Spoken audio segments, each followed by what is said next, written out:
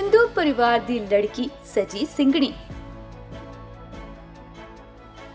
अमृत शक अनुराधा चौधरी तो सजी सतवीर कौर खालसा। क्लीन शेव लड़के नाल करवाया सी विआह। भवप्रीत अमृत शक सजिया महाकाल सिंह खालसा। गुरु दे रंग च रंगिया निहंग जोड़ा। निहंग बाणे दे विच नजर आ रहा ये जोड़ा जिस ते परमात्मा दी अजिही किरपा हुई कि इन्हां ने सब कुछ भुला के खालसा रूप अख्तियार कर लिया अते दोनों गुरु दे सिंह ते सिंघणी सज गए। निहंग बाणे च नजर आ रही ये सिंघणी जो पहला एक हिंदू परिवार दे नाल संबंधित सी अते इसदा विआह एक क्लीन शेव लड़के भवप्रीत दे नाल होया सी। भवप्रीत भी 10 साल तक क्लीन शेव रहा, पर दोनों ही हजूर साहिब गुरु दे चरनां च नतमस्तक होन गए तां इन्हां दी जिंदगी ही बदल गई। रब दी अजिही किरपा हुई कि दोनों ने अमृत छक के सिंह ते सिंघणी सज गए। अनुराधा चौधरी जो अमृत छक सतवीर कौर खालसा बनी अते जो भवप्रीत है वो अमृत छक के महाकाल सिंह खालसा बन गया। दोनों दे उत्ते हुण गुरु दा अजिहा रंग चढ़िया है कि इन्हां दी गल दी शुरुआत भी वाहिगुरु दे नाम तो हुंदी है ते खत्म भी वाहिगुरु दे नाम नाल ही हुंदी है। दोनों दियां गल्लां सुन तुहाडे भी रूह तक इन्हां दी आवाज़ पहुंचेगी अते तुहानू भी सुकून मिलेगा। ये जोड़ा लुधियाने दा रहन वाला है। दोनों दी जिंदगी किवें बदली, किवें उन्हां नू गुरु दी किरपा मिली, आओ जाणदे हां उन्हां दे मूंहों। हाँ जी वाहिगुरू जी, पहला तो है कि महाराज की किरपा हुई है, सानू उन्होंने समत बख्शी, ये तां ही हुंदा वाहिगुरू जी। पहला जिहड़ा मेरा नाम सीगा भवप्रीत सिंह सीगा ते उस तो बाद जो आप हजूर साहिब जाने अमृत छकते हैं दोनों तो उत्थे नाम बख्शिया जाता है जी। तो उत्थे उन्होंने नाम दिता महाकाल सिंह खालसा कुकर नूं ते इन्हां दा पहला नाम सीगा अनुराधा चौधरी ते इन्हां नूं नाम उत्थे मिलिया सतबीर कौर खालसा। तो जिंदगी दे विच कहंदे आ ना जदों महाराज किरपा करन बदलाव उदों ही है। पहला मैं कटिंग च हुंदा सी वाहिगुरू जी, तुसी हाँ मतलब उही सरूप सीगा। हाँ जी हाँ जी, कटिंग च सीगा। केशां दी बेदबी साडे इत्थे कह दिंदे आ ना, वो मेरे तो होई सी 10 साल तो। ते हुण तुसी देख सकदे हो भी महाराज ने किरपा ना कहंदे भी थोड़ी नहीं बहुत कीती है। बाणा तक बख्शिया, सब कुछ बख्शता, अपना रूप तक बख्शता वाहिगुरू जी।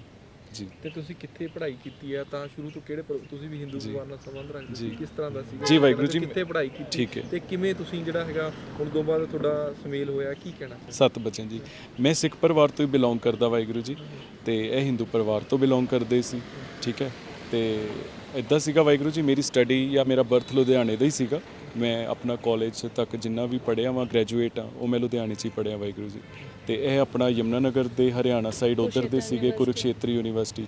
तो फिर उस तो बाद साडा मेल हुंदा ते विआह हुंदा। विआह तो थोड़े समय बाद ही जस्ट महीने डेढ़ बाद ही तो मतलब तुसीं कह लो महाराज ने किरपा करनी शुरू की।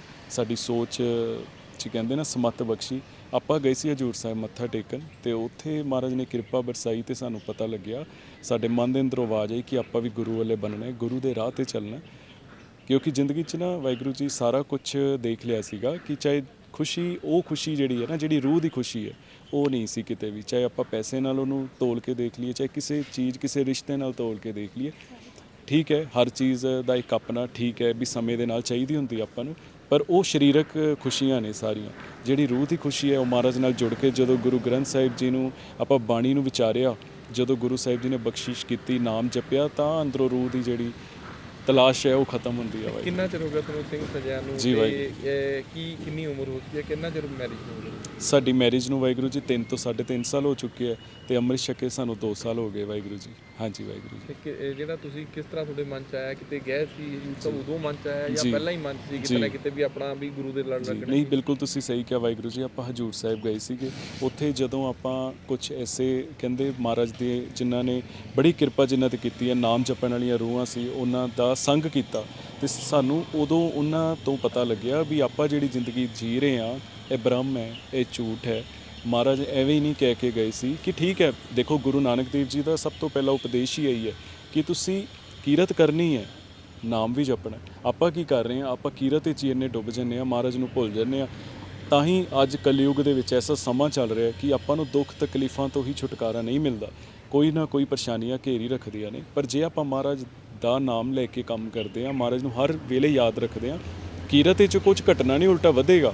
ਬਟ ਇਹ ਕਿ ਸਾਡੇ ਨਾਲ ਜਦੋਂ ਮਹਾਰਾਜ ਅੰਗ ਸੰਗ ਹੁੰਦੇ ਹੈ ਤਾਂ ਦੁੱਖ ਤਕਲੀਫ ਆ ਸਕਦੇ ਹੈ, ਪਰ ਤੁਹਾਨੂੰ ਮਹਾਰਾਜ ਤੱਤੀ ਵਾਓ ਨਹੀਂ ਲੱਗਣ ਦਿੰਦੇ। ਨੌਜਵਾਨਾਂ ਨੂੰ ਕੀ ਸੰਦੇਸ਼ ਆ ਜਿਹੜੇ ਕੇਸ ਜੀ। ਕਤਲ ਕਰ ਦਿੰਦੇ ਨੇ ਜਾਂ ਸਿੱਖ ਪਰਿਵਾਰ ਨਾਲ ਕੇਸ ਕਰਦੇ ਨੇ, ਕਈ ਹਿੰਦੂ ਪਰਿਵਾਰ ਚੋਂ ਸਿੱਖ ਬਣਦੇ ਨੇ, ਕਈ ਕੇਸ ਕਤਲ ਕਰਦੇ ਉਹਨਾਂ ਨੂੰ ਕੀ ਸੰਦੇਸ਼ ਤੁਹਾਡਾ, ਕੀ ਜਿਹੜੇ ਨਸ਼ੇ ਕਰਦੇ ਨੌਜਵਾਨ? ਜੀ ਜੀ ਵਾਹਿਗੁਰੂ ਜੀ, ਬਿਲਕੁਲ ਇੱਦਾਂ ਕਈ ਵਾਰੀ ਦੇਖਿਆ ਵਾਹਿਗੁਰੂ ਜੀ। ਦੇਖੋ ਮਹਾਰਾਜ ਨਾ ਗੁਰੂ ਗੋਬਿੰਦ ਸਿੰਘ ਜੀ ਖਾਲਸੇ ਨੂੰ ਪ੍ਰਗਟ ਕਰਦੇ ਆ। ਮਹਾਰਾਜ ਨੇ ਕਿਹਾ ਸੀਗਾ ਕਿ ਖਾਲਸਾ ਖੁਦ ਖੁਦਾ।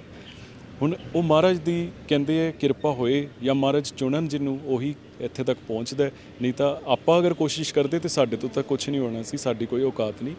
ਜਿਹੜੇ ਅੱਜ ਸਾਡੇ ਭਰਾ ਨਸ਼ਿਆਂ 'ਚ ਚਲੇ ਗਏ ਨੇ, ਆਪਾਂ ਕਈਆਂ ਨੂੰ ਮਿਲੇ ਵੀ ਆ ਵਾਹਿਗੁਰੂ ਜੀ, ਤੇ ਕੁਝ ਆਪਾਂ ਪੁਰਾਣੇ ਸਮੇਂ 'ਚ ਦੇਖੀਏ ਤਾਂ ਦੋਸਤਾਂ ਦੇ ਵਿੱਚ ਵੀ ਮੈਂ ਦੇਖਦਾ ਸੀ, ਕੋਈ ਨਸ਼ੇ ਵਾਲੇ ਪਾਸੇ ਲੱਗ ਜਾਂਦਾ ਸੀ ਤਾਂ ਬਹੁਤ ਘੱਟ ਜੀਵਨ ਰਹਿ ਜਾਂਦਾ ਉਹਨਾਂ ਦਾ। ਕਈ ਤਾਂ ਜਾ ਚੁੱਕੇ ਇਸ ਦੁਨੀਆ ਤੋਂ। ਅੱਜ ਇੰਸਟਾਗ੍ਰਾਮ ਤੇ ਆਪਾਂ ਜਿਵੇਂ ਸੰਗਤ ਨਾਲ ਵਿਚਰ ਰਹੇ ਹਾਂ, ਗੱਲ ਕਰ ਰਹੇ ਹਾਂ, ਤਾਂ ਬਹੁਤ ਨੇ ਪਹੁੰਚਣ ਦੀ ਕੋਸ਼ਿਸ਼ ਵੀ ਕੀਤੀ। ਉਹ ਕਹਿੰਦੇ ਆਪਾਂ ਆਪਣਾ ਦੁੱਖ ਤਕਲੀਫ ਕਿਸੇ ਨੂੰ ਦੱਸ ਨਹੀਂ ਸਕਦੇ, ਵੀ ਐਸੀ ਜੰਜਾਲ 'ਚ ਆਪਾਂ ਫਸ ਚੁੱਕੇ ਹਾਂ ਵੀ ਜੇ ਆਪਾਂ ਘਰੇ ਗੱਲ ਕਰਦੇ ਹਾਂ ਤਾਂ ਉਹ ਗੱਲ ਕਿਤੇ ਹੋਰ ਜਾਂਦੀ, ਜੇ ਸੰਸਾਰ 'ਚ ਦੱਸਦੇ ਹਾਂ ਤਾਂ ਉਹ ਸਾਨੂੰ ਗਲਤ ਨਜ਼ਰ ਨਾਲ ਦੇਖਦੇ ਆ। ਤੇ ਮਤਲਬ ਚਾਰੋਂ ਪਾਸੋਂ ਕਹਿ ਲਓ ਵੀ ਉਹ ਫਸੇ ਹੋਏ ਆ। ਦੂਜੇ ਪਾਸੇ ਵੀ ਕਰਦੇ ਆ ਤਾਂ ਮਰਦੇ ਆ, ਛੱਡਦੇ ਆ ਤੇ ਤਾਂ ਮਰਦੇ ਆ, ਦੋਨੋਂ ਪਾਸੇ ਉਹ ਫਸ ਚੁੱਕੇ ਆ।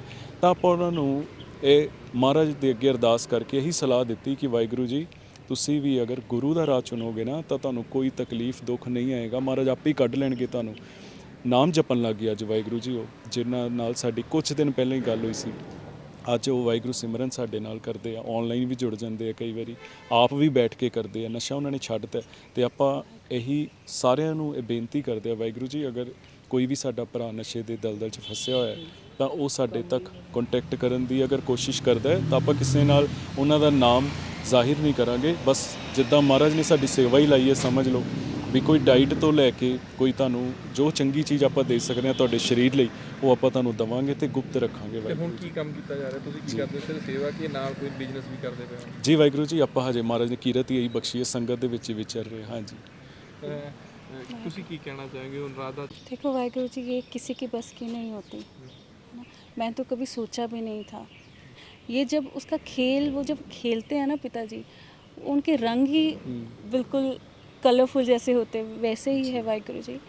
तो जब पिताजी ने, जब मैं यहाँ आई शादी के बाद, जब मैंने देखा, जब इन्होंने मुझे इतिहास के बारे में सारी चीज़ें बताई, सिक्खी के बारे में, तो मैंने कहा खुद गुरु गोबिंद सिंह जी ने, खुद साढ़े पिताजी ने अमृत छका 5 प्यारों से, है ना। तो मैं इन्हें कहती थी, मैंने कहा तुम कहते हो कि तुम गुरु पिताजी के बेटे हो, मैंने कहा कहीं से लगते तो नहीं हो वाहिगुरु जी, ठीक है।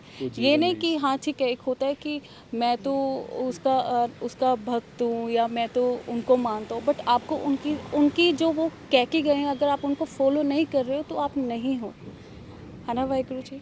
तो ये चीज़ें, एक तो गुरु ग्रंथ साहिब जी जब विचारना शुरू किया, जब पिताजी ने मेहर करी, बहुत फ़र्क आया वाहिगुरु जी। जब आप अपने गुरु के साथ जुड़ते हो ना, तो आपको हर चीज़ का पता लग जाता है कि गुरु समझा क्या रहे हैं, लाइफ में चलना कैसे है, क्या चीज़ें हैं। फिर ऐसी ही जब ये बातें हुई तो फिर पिताजी ने मेहर करी। पिताजी ने इन कुकरों पे तरस खा लिया, इन पापियों पे इतना तरस खाया कि इन्होंने, पिताजी ने हमें हजूर साहिब बुलाया। हजूर साहिब बुला के पहले तो 1 साल मर्यादा में रखा हमें कि कैसे रहना है, बानी कैसे पढ़नी है, ठीक है वाहिगुरु जी। नाम सिमरन बंदगी बख्श दी अपनी। फिर उसके हजूर साहिब बुलाया, हजूर साहिब बुला के वहाँ पर अमृत पान कराया वाहिगुरु जी। फिर इस कुकर को अपना नाम बख्शता, सतबीर कौर खालसा वाहिगुरु जी। फिर उसके बाद बाना ही बख्शता। ਸਤਵੀਰ ਪਹਿਲਾਂ ਕੀ ਨਾਮ ਸੀ ਤੁਹਾਡਾ? पहले मेरा नाम था वाहिगुरु जी अनुराधा चौधरी। ਉੱਥੇ ਕਿਸ ਤਰ੍ਹਾਂ, ਜਦੋਂ ਪਰਿਵਾਰ ਸੀਗੇ ਉੱਥੇ ਕਿਸ ਤਰ੍ਹਾਂ ਦੀ ਸੀ, ਕਿੱਥੇ ਤੁਸੀਂ ਰਹਿੰਦੇ ਸੀਗੇ ਤੇ ਕਿੱਥੇ ਪੜ੍ਹੇ ਹੋ, ਕਿਸ ਤਰ੍ਹਾਂ ਦੇ ਤੁਹਾਡੇ ਜਿਹੜੇ ਫਰੈਂਡ ਸਰਕਲ ਸੀਗਾ, ਕੀ ਕਹਿਣਾ? वाहिगुरु जी, मैं हरियाणा तो सी और मैंने कुरुक्षेत्र यूनिवर्सिटी से अपनी ग्रेजुएट पूरी कंप्लीट की थी। और मेरे परिवार में सारे धार्मिक ही थे वाहिगुरु जी। मेरी दादी माँ राम का नाम जपती थी, सारे वहाँ पर भी अमृत वेला उठते थे। मेरी माता श्री भी ओम का जाप करते थे। ये सब चीज़ें वहाँ पर होती थी। ऐसी फैमिली से रही हूँ मैं। तो मेरे उधर संसारिक माता पिता ने कभी भेदभाव नहीं सिखाया था कि वो बड़े हैं या हम छोटे हैं या हम छोटे हैं, वो कभी नहीं सिखाया। इसलिए वाहिगुरु जी मुझे ना पता ही नहीं है ये जो धर्मों का क्या, मैं मेरे माँ बाप ने एक ही चीज़ सिखाई, सारे धर्म एक है, सारे धर्म उस एक के हैं, उसी से हम आए हैं सारे।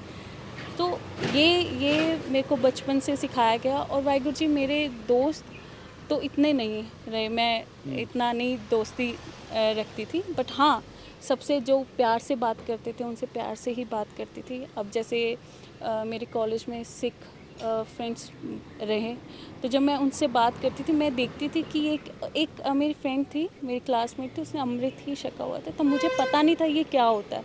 जब मैंने उससे पूछा कि ये क्या है तब उसने बताया, बट मैंने ज़्यादा गौर नहीं दिया था, मतलब ज़्यादा ध्यान ही नहीं दिया कि ये क्या है। पर मुझे देखो चमत्कार, देखो जिससे मैं पूछ रही थी मुझे उस टाइम मैंने ध्यान ही नहीं दिया।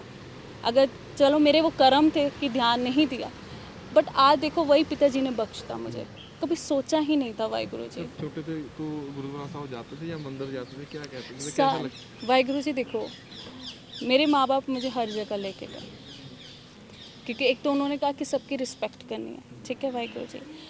ऐसा नहीं है कि सिर्फ मंदिर ही गई हूँ, नहीं, मैं मंदिर क्या, मस्जिद क्या, चर्च क्या, हर जगह। बट मेरा लास्ट स्टॉप था वो गुरुद्वारे था वाहिगुरु जी। ये लास्ट सारी जगह घूम के जब माता श्री ने जब गुरुद्वारे कदम रखा था ना, रखवाया था मेरा, तो मैं देखती रह गई थी वाहिगुरु जी कि एक तो मुझे कीर्तन समझ नहीं आ रहा था, बट बहुत आनंद मिल रहा था मुझे कि ये मेरा दिल करता कि मैं बार बार जाऊँ गुरुद्वारे, सुबह भी जाऊँ, समाप्ति के समय भी जाऊँ।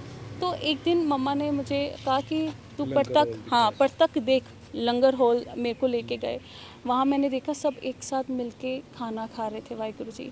और सबसे बड़ी चीज़ मैंने ये देखी थी कि ना कोई गुरुमुख आ रहा था ना, कोई भी, तो उसको फ्री में ना सब आटे भी दे रहे थे। और ये नहीं कि कुछ समय के लिए, मैंने जब भी गई, सुबह गई शाम गई, जब वहाँ खाना ही चल रहा होता था, कोई भूखा ही नहीं रहता था वाहिगुरु जी। ये चीज़ें मेरे को बहुत अट्रैक्ट किया उस चीज़ों ने, और बहुत प्रेम भी उठाया कि इनसे सीखना चाहिए कि प्रेम क्या है, भेदभाव नहीं करते।